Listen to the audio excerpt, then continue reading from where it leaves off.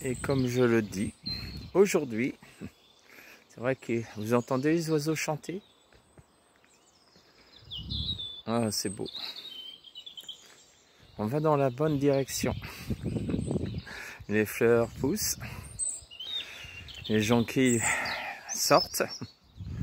Ah, ça fait plaisir. On sort de l'hiver pour rentrer dans le printemps. Et comme donc je le dis toujours, honorons l'auteur de la vie. Donc, invitons le Seigneur Yeshua ou Jésus-Christ de Nazareth dans nos maisons, sur le chemin, dans nos cœurs, dans nos travails, enfin où que nous soyons, invités le Seigneur Yeshua Jésus-Christ. Pourquoi? Pourquoi? Parce que tout simplement, c'est vrai que Dieu, pour les chrétiens, ils vont me dire, Dieu est omniscient, omnipotent, omniprésent. Ça veut dire qu'il est partout à la fois. C'est vrai que Dieu il peut être partout à la fois. Il a cette capacité d'être partout à la fois. Mais Jésus disait, je ne viendrai que dans les maisons où on m'invite. Vous voyez? Donc il y a deux choses qu'il faut comprendre. Oui, Dieu est partout à la fois. Mais oui, si nous ne l'invitons pas, il ne va pas forcer nos portes. Il ne va pas nous obliger. Il ne va pas nous contraindre. Mais il vient dans les maisons et dans les cœurs qui ouvrent. Si on ouvre notre maison, si on ouvre notre cœur à Yeshua Jésus-Christ, il viendra. Aujourd'hui, je vais parler de quoi? Shema ou Shama, je ne sais pas si je prononce bien. Shema Israël, Dieu est un. Qu'est-ce que ça veut dire? Ça veut dire écoute, écoute, Israël, Dieu est un. Alors, est-ce que c'est la vérité? Oui, Dieu est un. Il y a un seul et véritable Dieu, Dieu est un. Donc vous voyez, si on observe cela par rapport au monde, dans bien des pays, il y a plusieurs dieux. Mais pourtant, Dieu dit, il est un. Donc il n'y a pas plusieurs dieux, il y a un seul et véritable Dieu. Yeshua ou Jésus-Christ de Nazareth, roi des Juifs. Un seul Dieu. Si on écoute Shema, je ne sais pas si je le prononce bien, ça veut dire écoute. Alors, nous allons comprendre ce matin que beaucoup de gens, contrairement à ce qu'on peut penser, entendent Dieu.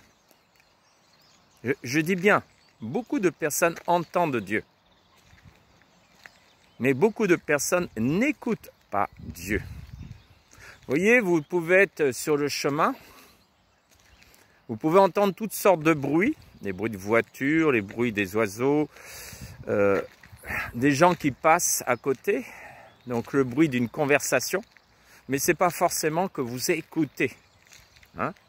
Écouter, ça veut dire, en hébreu, dans le mot écouter, il y a deux mots complémentaires, ça veut dire oreille, pointue. Qu'est-ce que veut dire oreille pointue? Ça veut dire une oreille attentive.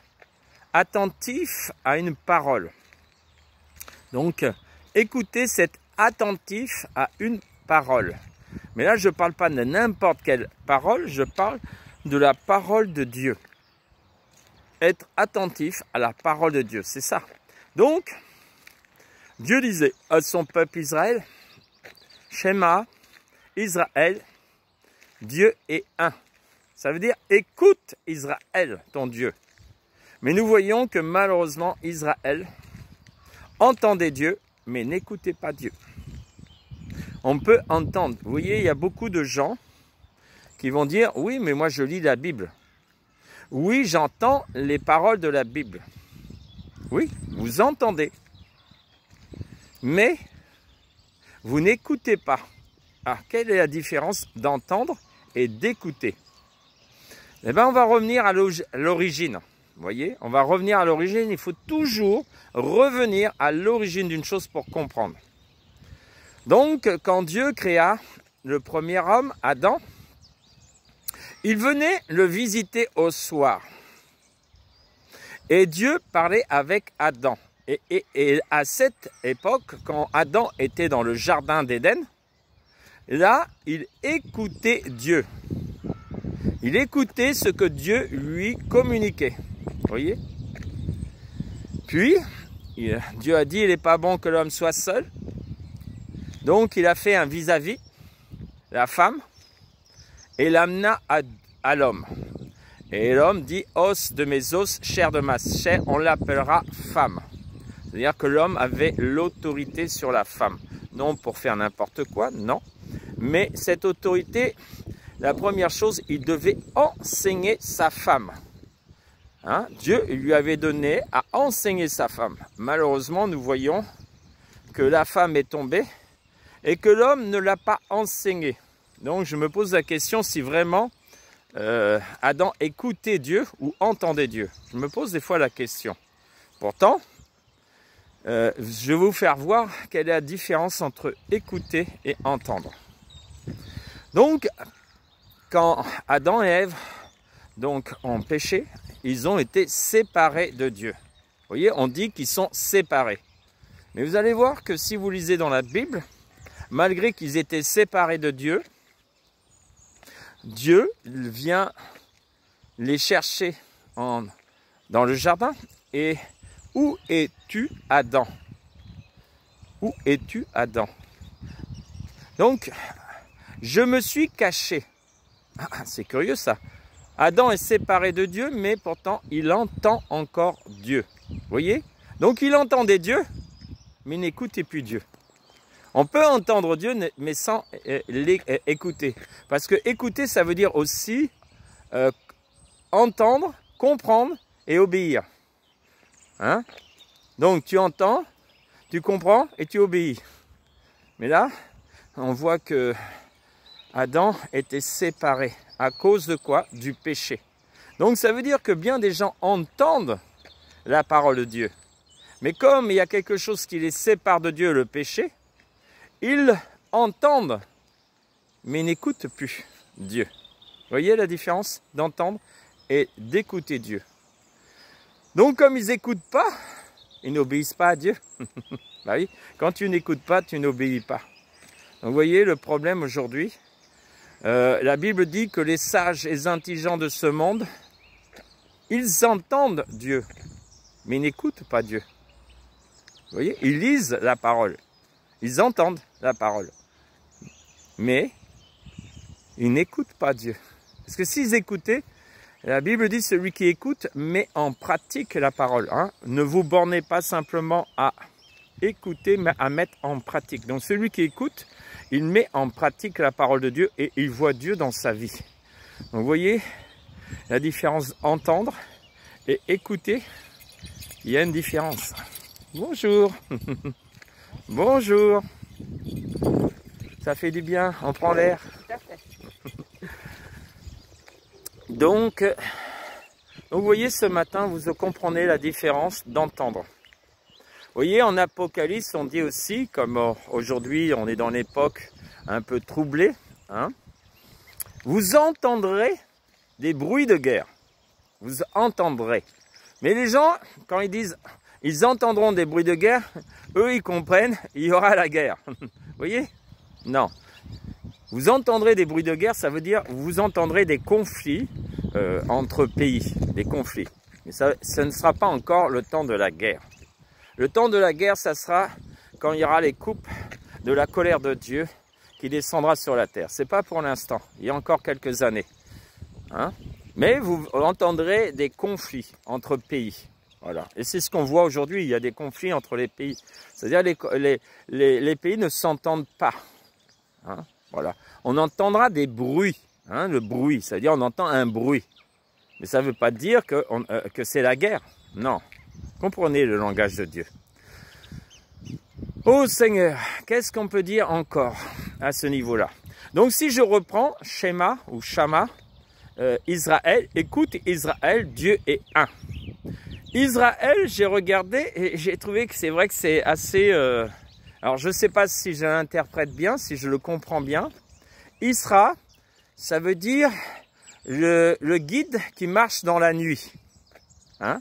Isra, ça veut dire le guide qui marche dans la nuit. Si on prend que la moitié de le mot Israël. Et El, ça veut dire Dieu.